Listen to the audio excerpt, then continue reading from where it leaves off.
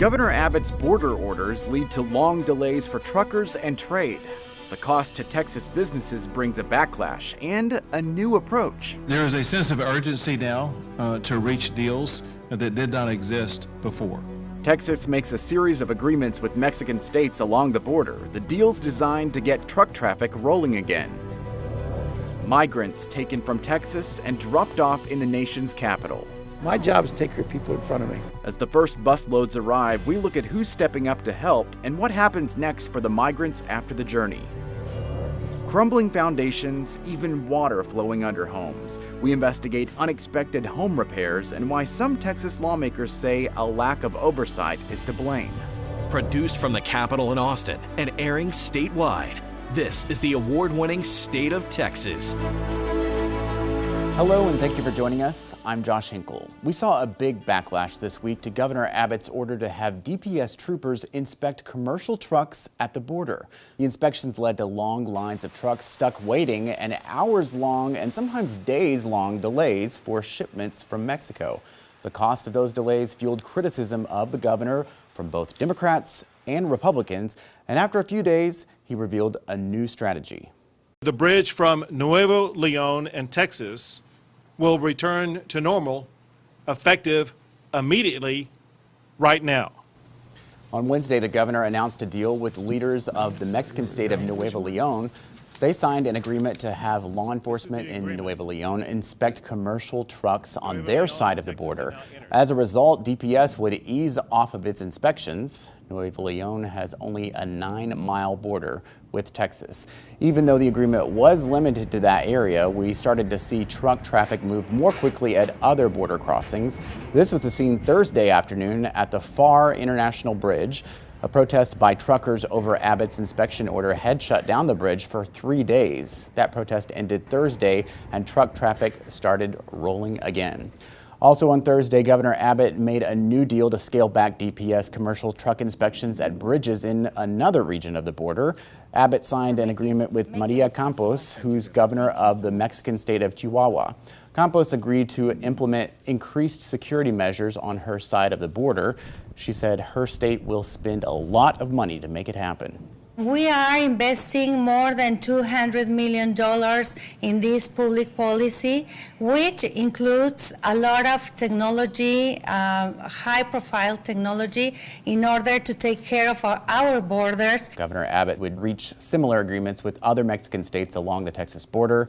That included an agreement Friday with the governor of Tamaulipas. The agreement means that DPS will go back to random searches instead of searching every truck crossing the border. Politics reporter Monica Madden joins us now. You've been tracking this story. These agreements seem to have come up quickly. What do we know about what's in the deals? We're still learning a lot about them, Josh, but the main thing is that they came out of the fact that the governor was having to roll back some of those vehicular inspections at these particular areas where he had these talks with the Mexican governor. So he wanted to feel confident in, by taking away the inspections, that they would be doing stuff on their side of the border to ensure the security. So we know the most about the Chihuahua governor, what the plan is there, because she's already been implementing some of these things. They're going to have a site where they have these commercial vehicles coming through. They'll be able to track them as they go through their journey through Texas using different technology like drone footage and other surveillance to catch cartel members. So they're investing about $200 million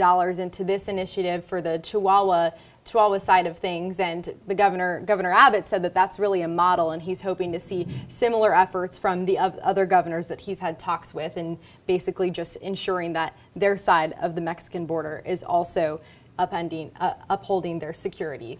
Well, some people have wondered why the governor didn't negotiate with the Mexican states first instead of quickly launching the border policy that led to backups. What do you say about that? I asked the governor this question at one of his press conferences, and he said that there was an urgency that was created after the fact. He said once he announced that he would start these vehicle inspections, that he started to get phone calls from every governor on the Mexican side that has a connection with Texas through the ports of entry. So clearly, you know, there were some concerns raised there, and as a result, he had to pivot and find a backup plan that would still be ensuring that the security measures are being met. All right, Monica, thank you very much. Thank you. Governor Abbott also promised to begin Busing migrants from Texas to the nation's capital, it started last week. Migrants who volunteered began the journey from this parking lot in McAllen. It ended with them being dropped off at Union Station in Washington, D.C., just blocks away from our nation's capital. Anna Wernicke spoke with some of those on board, finding many of them already had a place to go next.